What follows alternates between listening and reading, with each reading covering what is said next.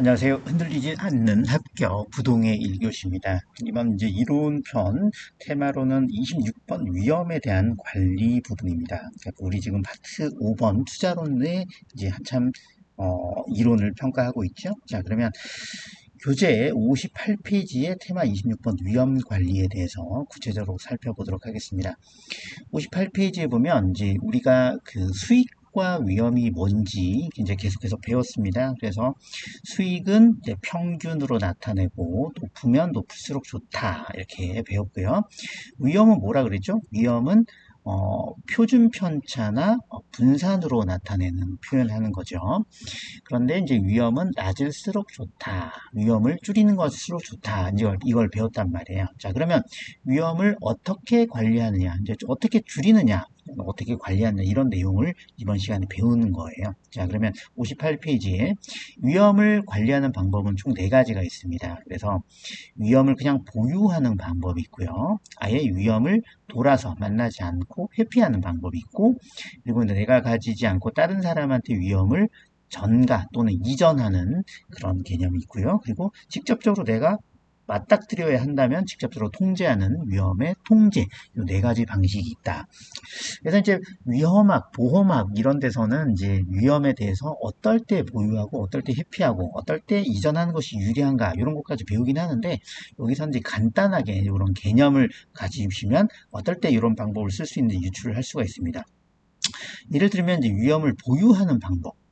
그러니까 가지고 있을 만한 위험인 거죠. 그래서 뭐 손실도 아주 적고 발생 가능성도 아주 적다 이럴 때는 이제 그냥 내가 위험을 그냥 스스로 부담해 버리는 거예요. 그래서 예를 들면 아주 이제 뭐 주택에 뭐 어떤 경미한 일이 일어날 확률이 낮다거나, 그리고 발생 가능성도 높지도 않고 손실의 가능성도 크지도 않다면 그냥 보유해 버리는 거죠.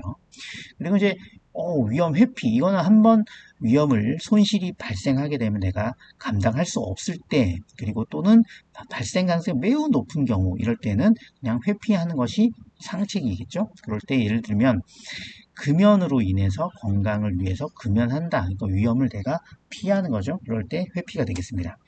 그리고 이제 보험의 이제 대표적인 방법이 위험의 이전, 전가가 되겠습니다. 그래서 손실 규모는 매우 큰데 가능성이 낮아요. 그럴 때는 보험사한테 네가 그냥 가지고 돈 조금 줄 테니까 네가 위험을 가져가라. 이런 것이 위험의 이전의 전가 이런 게 되겠습니다. 그리고 이제 오늘 배울 내용 중에 위험의 통제죠. 그래서 손실 규모라든지 가능성을 자체를 통제하는 겁니다. 그런 방법에는 뭐가 있느냐? 보수적으로 예측을 해서 위험을 통제하거나, 그리고 위험 조정 할인율을 적용하는 거예요. 수익률을 조정하는 거죠. 그리고 민감도를 분석한다거나, 그리고 평균 분산 결정법을 쓴다거나, 그리고 포트폴리오 기법에 대해서 살펴보도록 하겠습니다. 자, 예시를 든 것은 바로 위험의 통제다. 이것을 기억하시면 되겠습니다. 자, 그러면 위험의 통제는 어떤 것들이 있느냐? 58페이지에 나오죠. 위험을 제외시키는 겁니다. 그러니까 이 위험을 가지고 있는 투자 대안을 선택지에서 빼버리는 거죠. 그러니까 제외시키는 것이 위험의 통제에 들어간다. 그리고 이제 보수적으로 수익률을 하향 조정하는 방법입니다. 수익률을 하향 조정해서 내가 위험을 좀 낮추는 효과를 가지고 있겠죠. 그리고 비용을 이제 올려버리는 거죠. 그러면 위험이 상대적으로 줄겠죠. 그리고 이제 할인율에서 위험 조정 할인법을 쓰는 겁니다. 그러니까 위험할수록 높은 내가 요구 수익률을 요구하는 거죠. 그러면 이제 내가 그만큼 보상을 받게 되는 거죠. 그리고 민감도 분석이라 그래서 원인과 결과를 분석하는데, 민감도가 클수록 위험한 대안이다 이렇게 평가를 하게 됩니다. 그리고 경기 상황을 통해서 수년제 가치 변화를 분석하는 것이 민감도 분석이다 이렇게 기억을 하시면 되겠습니다. 자, 그러면 이제 위험과 수익률의 관계는 뭐냐, 이걸 이제 한마디로 정의를 해보면, 위험할수록 내가 요구하는 수익률, 투자자의 요구 수익률은 올라가겠죠. 왜냐하면 위험에 대한 프리미엄을 붙여야 되니까. 위험에 대한 프리미엄을 붙여서 요구 수익률은 올라가고요. 투자에 대한 매력도는 떨어지겠죠. 그래서 투자의 가치는 하락한다. 이 문장을 반드시 기억하시면 되겠습니다. 다시 한번 뭐라고요? 위험할수록 내 요구 수익률이 올라가고 투자 대상의 가치는 하락한다.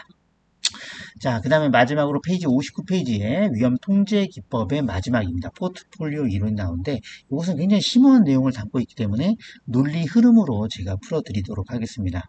자, 논리 흐름을 크게 살펴보면 첫 번째가 비체계적 위험은 제거가 가능하다. 우리가 위험은 총 체계적 위험과 비체계적 위험으로 구성되어 있습니다.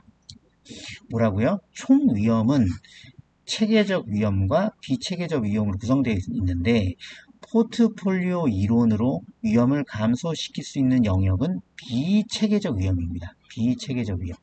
이 체계적 위험은 체계적이니까 흔들어도 흔들리지 않겠죠. 그러니까 그대로 남아 있습니다. 이건 어떻게 할 수 없는 영역이에요. 그래서 포트폴리오 이론 중에 하나의 전제가 구성 자산수, 이제 투자하는 대안의 자산의 개수를 늘릴수록 위험은 준다라는 전제를 가지고 있습니다. 그런데 대신에 투자 자산의 수를 늘릴수록 위험은 주는데 무슨 위험만 준다?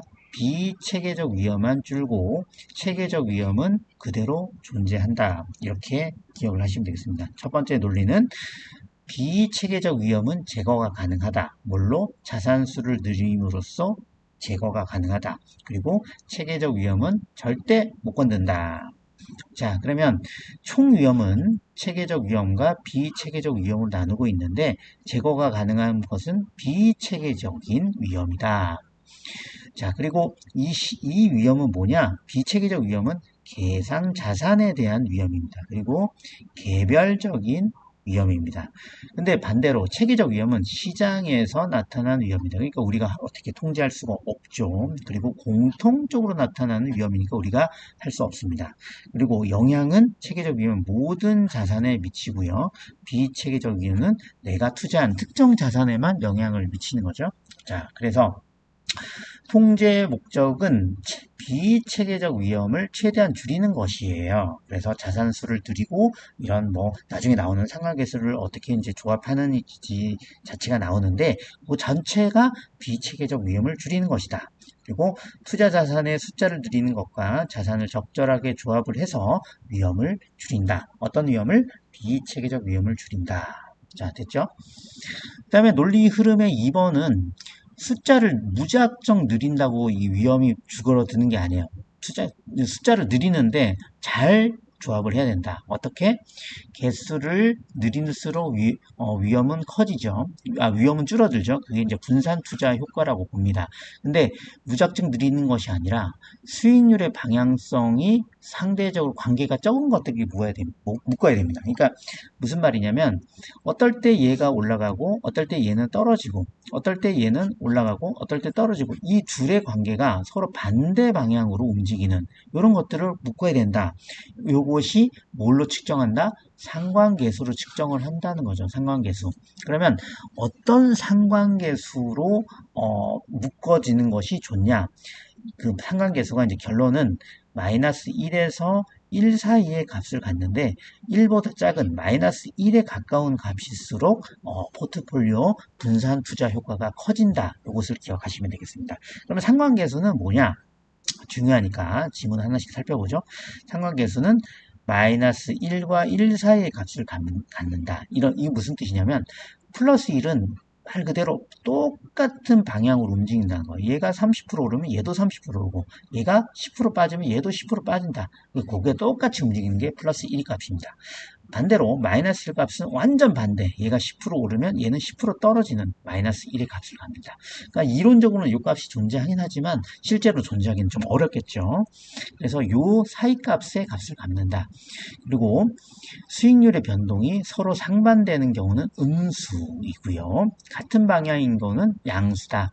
그리고 상관계수가 플러스인 쪽은 분산 투자 효과가 없다 그랬죠. 그래서 플러스 1은 분산 투자가 없는데 플러스 1보다 작기만 하면 분산 투자 효과는 있다. 뭐라고요? 예를 들면 플러스 값이 0.9다. 상관계수가. 그럼 분산 투자 효과가 있어요, 없어요? 있다라는 거예요. 1보다 작기만 하면은 분산 투자 효과는 있다. 그래서 상관계수가 작은 애들끼리 결합했을 때 분산 투자 효과가 극대화된다. 자, 다시 한번 복습해 보면 비체계적 위험을 줄이기 위해서는 투자 자산의 대상을 늘리는 것이 좋다. 다만 상관계수가 1보다 작은 마이너스 1에 가까운 애들끼리 결합하는 것이 극대화된다. 괜찮죠? 마지막. 자, 이렇게 해서 이제 조합된 애들을 위험과 수익률의 그래프에 이제 포지션을 해줍니다. 뭐 각자 조합이 엄청나게 나오겠죠? 근데 엄청나게 나오는 이 투자 대안 중에서 가장 훌륭한 애들은 누굴까요? 이 같은 위험값에 있어서 가장 높은 수익률을 보이는, 그리고 같은 위험에 대해서 가장 높은 수익률을 보이는, 또는 같은 수익률 중에서 가장 낮은 위험을 보이는 이런 점들을 찍으면 바로 이제 겉으로 외곽선을 형성을 하게 됩니다. 왜? 우리가 평균 분산 지배 원리를 배웠잖아요. 평균은 수익률은 높으면수록 좋고 위험은 분산은 낮을수록 좋다라는 거 배웠죠. 그러니까 같은 위험을 부담하는 것 중에 가장 높은 수익률을 찍으면 요 곡선이 형성이 됩니다. 그러면 요 형성된 곡선을 효율적 프론티어라고 해요. 그래서 정리를 해보면 수많은 자산의 조합들을 표시를 해보면 그 중에서 최대의 수익을 얻을 수 있는 포트폴리오의 집합을 효율적 프론티어라고 합니다. 또는 효율적 투자기회선, 효율적 전선이라고 합니다.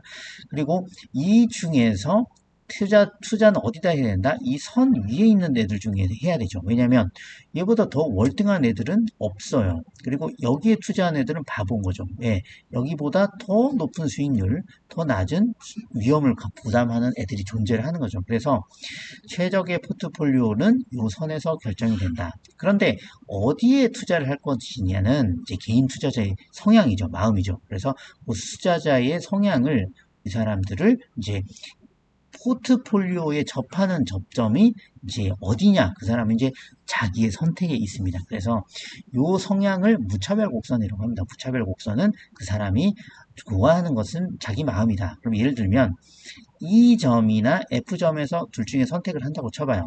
이 점은 수익률은 낮지만 위험도 낮죠. 근데 F는 수익률도 높지만 위험도 높은 거죠. 그래서 E를 선택한 사람은 보수적인 투자자가 되고요.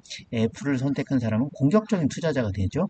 왜냐하면 이 사람은 그 사람의 마음이기 때문에 요구 수익률은 자기 마음이죠. 그래서 효율적 전선은 우상향한다. 왜냐하면 위험과 수익률이 비례하기 때문이다. 이것이 포트폴리오 이론의 전부입니다. 좀 복잡하지만 논리의 흐름을 조금 복습하시면서 정리를 해보시면 이런 내용이구나 라는 게 이해가 되실 거예요. 자, 오늘 내용을 정리해보면 포트폴리오 이론을 통해서 체계적 위험은 제거할 수 없고 비체계적 위험을 제거하는데 그 대표적인 방법이 포트폴리오 이론이다. 포트폴리오 이론은 효율적 투자 기회선과 무차별 곡선이 접하는 부분에서 결정된다. 그것이 최적 포트폴리오다. 그것은 평균 분산 지배 원리로 선택되고 최고의 수익률은 포트폴리오로 결정이 된다. 그리고 효율적 투자 기회선이 우상향하는 것은 위험과 수익률이 비례하기 때문이다. 위험이 커질수록 수익이 커지고 이것이 비례관계다. 오늘 내용을 여기까지 하고요. 채널에 대한 구독과 좋아요 부탁드리겠습니다.